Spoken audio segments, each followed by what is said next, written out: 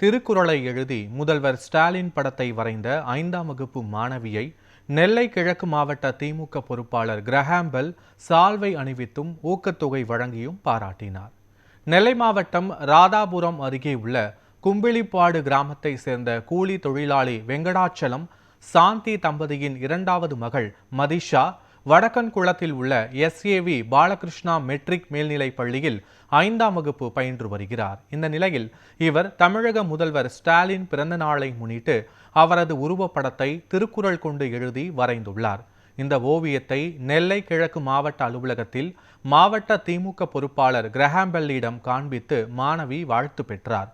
மாணவி மதிஷாவின் தனித்திறமையை பாராட்டிய மாவட்ட பொறுப்பாளர் அவரது முயற்சியை ஊக்குவித்தார்.